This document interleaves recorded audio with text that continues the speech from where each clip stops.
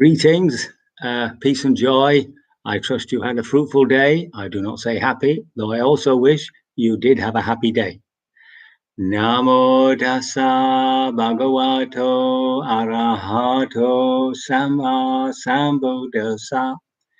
Namo tassa bhagavato arahato sama sambuddhassa. Namo tassa bhagavato arahato sama sambuddhassa. Homage to the Buddha, the Blessed Noble and fully self-awakened one. Can I just say that if you've emailed me some questions and I haven't answered them, could you do me a favor and email them again? I'll probably archive them on carelessly or whatever, and you know, don't feel afraid to ask a question that you think is silly. You know, there are no silly questions, and I don't have to mention your name anyway, so it can be quite anonymous. And if you have a personal problem which you want to talk to me about, I'm quite happy to Skype, and would like to and I'll ask your permission if I can discuss it publicly. Of course, I don't have to mention your name at all, so it remains completely anonymous. Yeah. Okay, so we were still answering this question about the Four Noble Truths, and slowly making our way to the Eightfold Path. And yesterday we talked about the Buddha's first efforts to teach there, meeting the Ajivaka, not the Ajivaka, oh dear, I've forgotten his name. What's his name? It'll come to me in time. Meeting that wanderer and not really impressing him, and then finding his 5 companions not really wanting to speak to him, being rude, thinking he'd gone soft, and very slowly opening up with his question of, have you ever heard me speak like this before? You know, before and now I want to follow that through with the discourse called the Dhamma Chakkappavatana Sutta, which is translated as setting in motion the wheel of the Dhamma. So here the teaching is more formalized. It was put together obviously later, but it's still understood, you know, traditionally to be his first talk given to the 5 companions. But before I go on that, I just want to tell you a story which illustrates hagiography, how people build up in their imagination somebody whom they think is saintly, just through passing messages from one to another. What is called Chinese whispers. I'm not so sure that's PC anymore, but that's what we call it. I think in the States they call it telephone or something.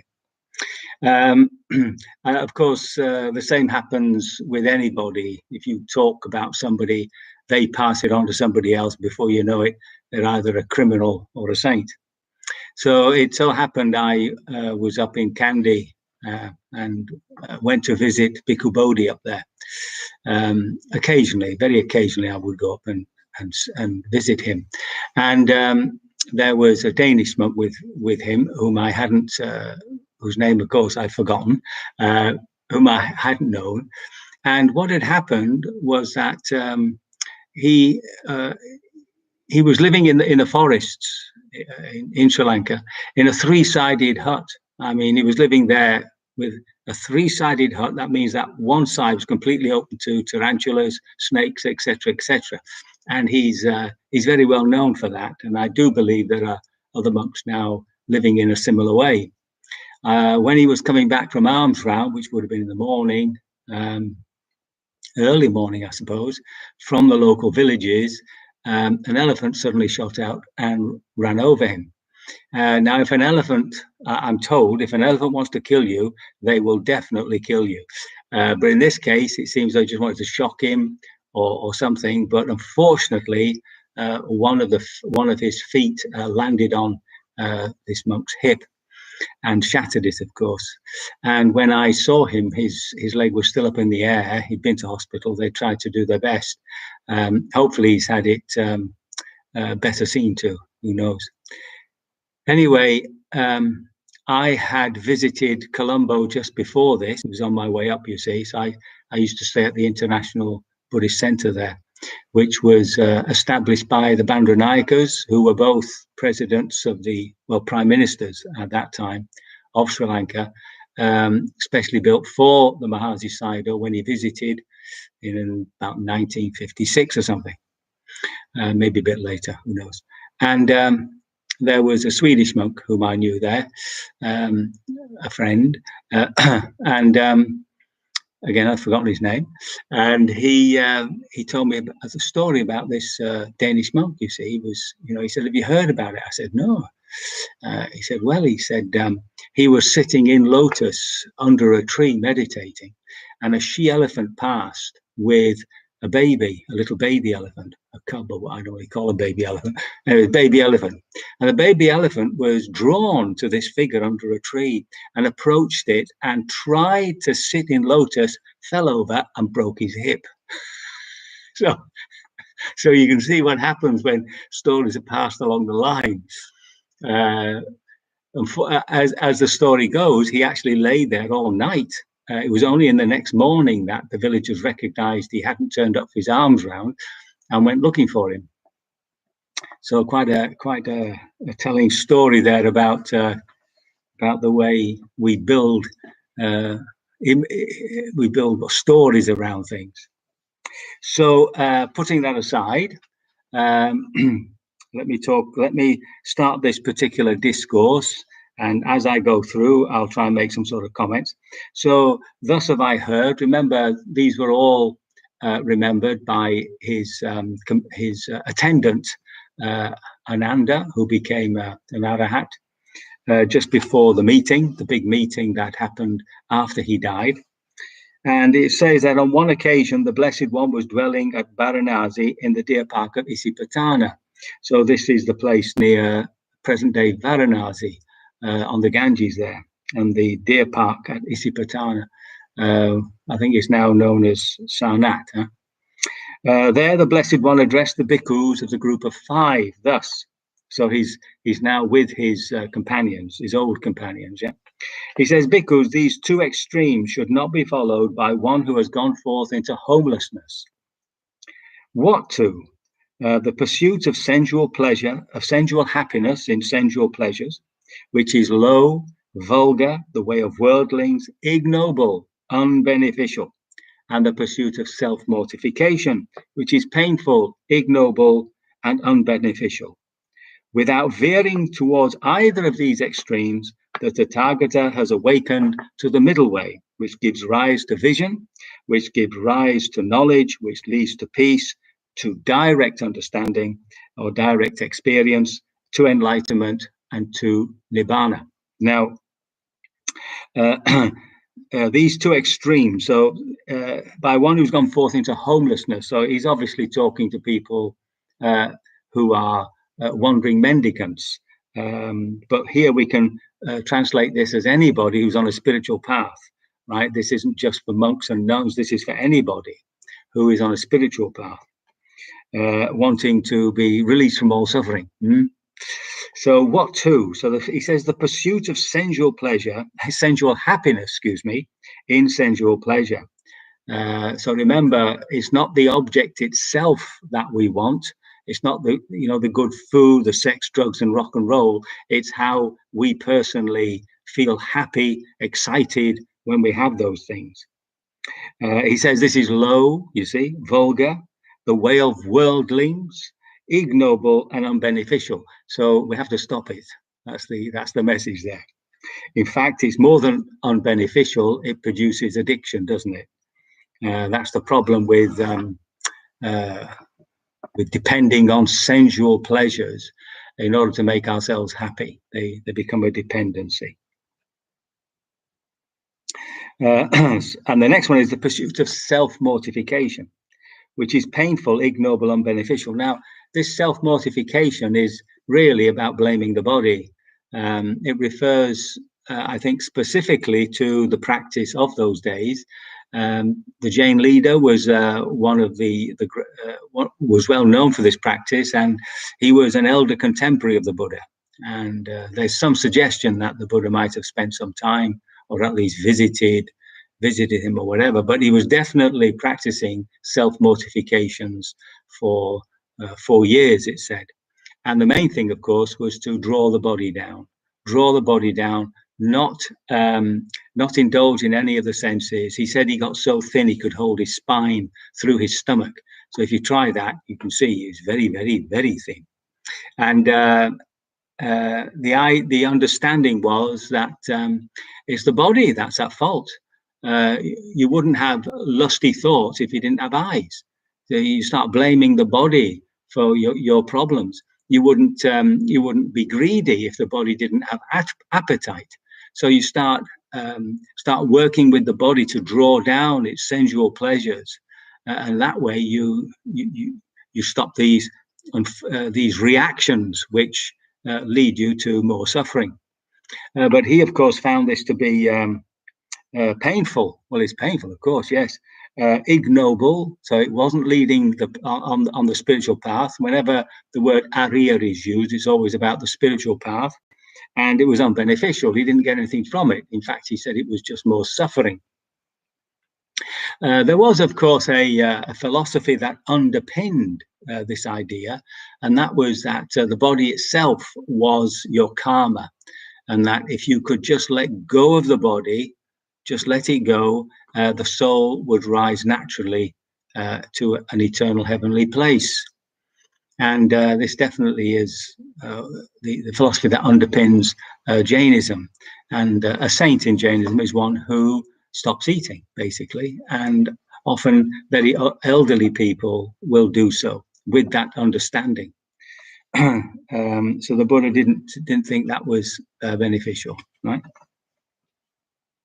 Now, when he says the middle path, you see, it's not in between sensual pleasure and self-mortification. It's not you can have a bit of sensual pleasure and a bit of self-mortification and you'll find the way out. No, it's above, it's transcendent of it, right? The middle path has nothing to do with either the path of self-indulgence or the path of self-aversion. So this word middle has to be understood as a path which is transcendent of these other two unbeneficial paths. And then he says, well, what is the middle way awakened to by the Tathagata? Remember that the word Tathagata means, translates as thus gone, which isn't particularly helpful. It's transcendent. He's gone, in his own words, he's gone beyond, gone beyond. And he's away. So he says, what bhikkhus is that middle way awakened to by the Tathagata, which leads to Nibbana? It is this noble eightfold path with right view, right intention, right speech, right action, right livelihood, right effort, right mindfulness, and right concentration. This bhikkhus is the middle way awakened to by the Tathagata, which gives rise to vision, so a direct seeing, which gives rise to knowledge, a direct understanding, leads to peace, to direct understanding, to enlightenment or awakening, and to Nibbana. And then now he gives us just these basic definitions of the Four Noble Truths, which are just worth reading through and also understanding how we should approach them. So the first one is, this is the noble truth of suffering. So remember that word dukkha has a whole meaning, going from the smallest dissatisfaction, irritation, to the highest and most terrible sufferings that we're capable of, and it's also an existential suffering, which comes to us when, death approaches. So birth is suffering, aging is suffering, illness is suffering, death is suffering. So there we have it, you see.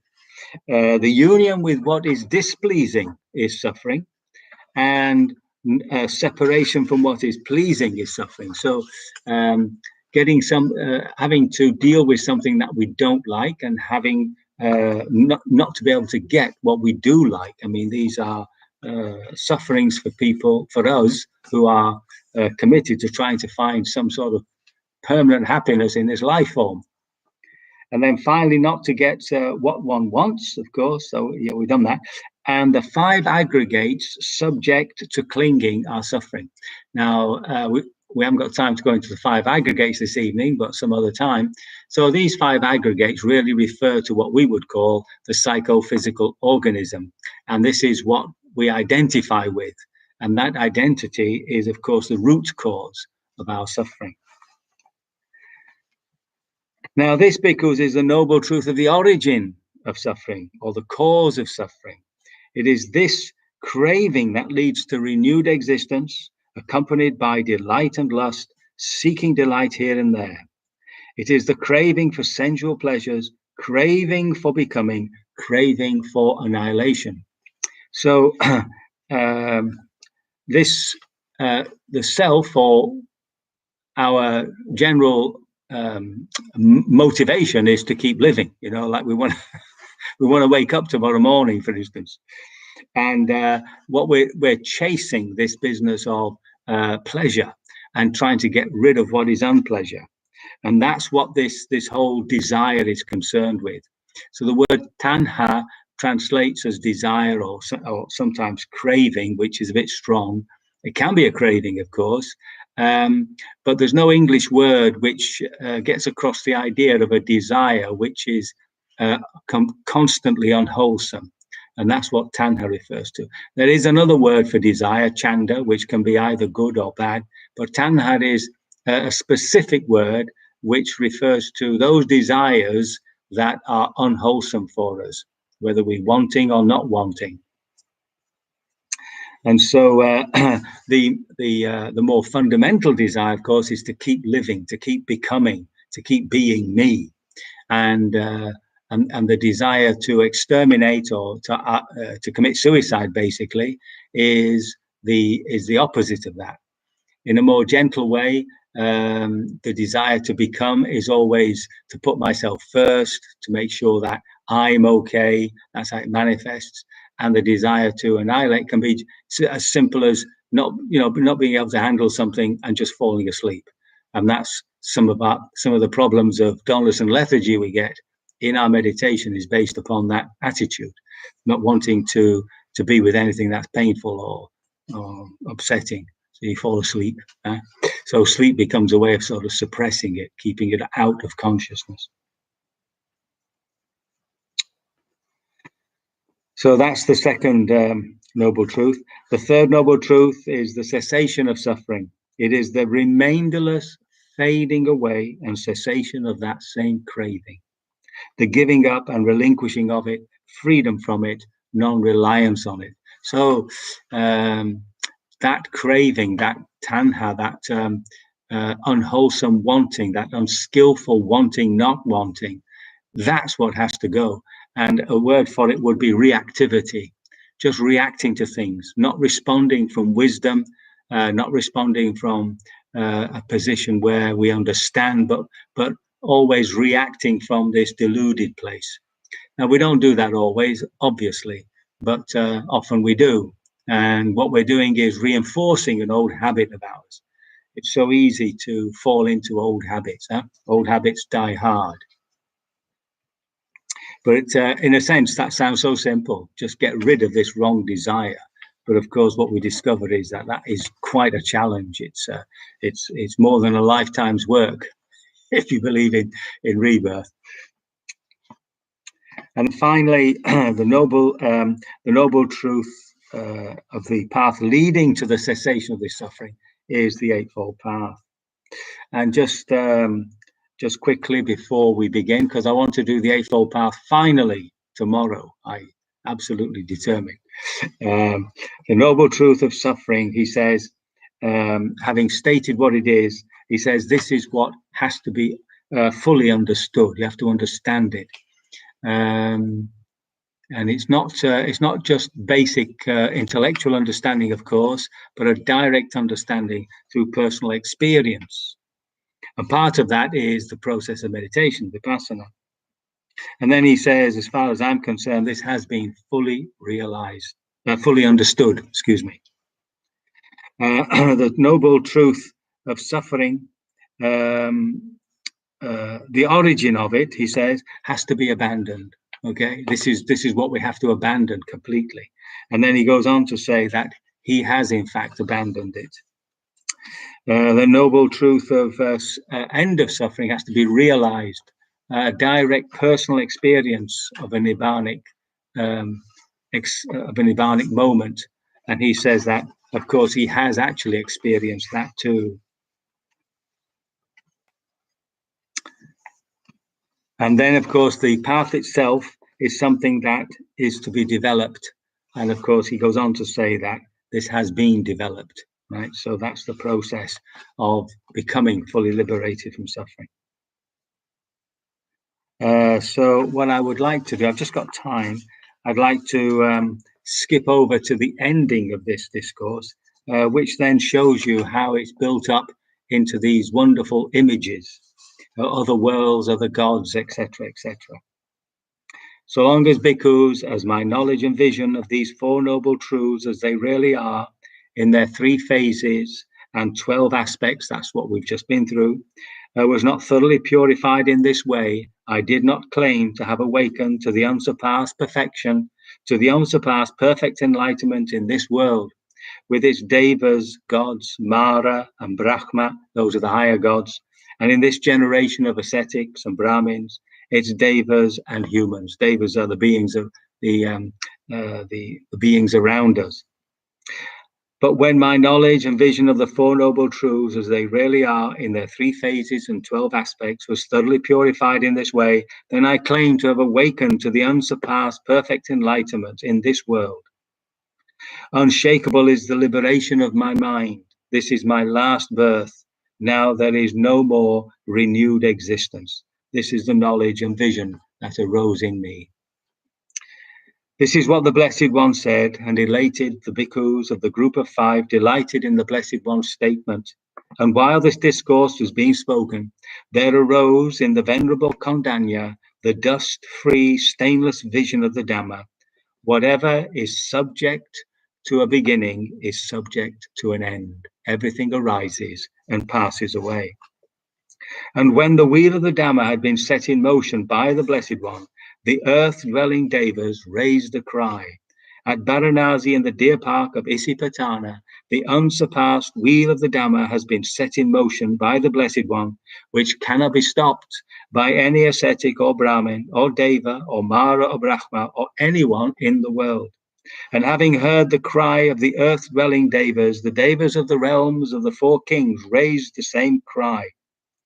And from there to the Tavatimsa devas and the Yama devas, the Tusita devas, the Nimanarati devas, and the devas of the Brahma's company raised the cry at Varanasi in the deer park at Isipatana. This unsurpassed wheel of Dhamma has been set in motion by the Blessed One, which cannot be stopped by any ascetic or Brahmin, or Deva, or Mara, or Brahma, or anyone in that world. Thus, at that moment, at that instant, at that second, the cry spread as far as the Brahma world, and this 10,000-fold world system shook, quaked, and trembled, and an immeasurable, glorious radiance appeared in the world, surpassing the divine majesty of the Devas. Then the Blessed One uttered this inspired utterance. Kondanya has indeed understood. Kondanya has indeed understood. And in this way, the Venerable Kondanya acquired the name of Anya Kondanya. Kondanya, the one who knows. So that's a lovely poetic remembrance of the effect of turning the wheel of the Dhamma for us poor human beings.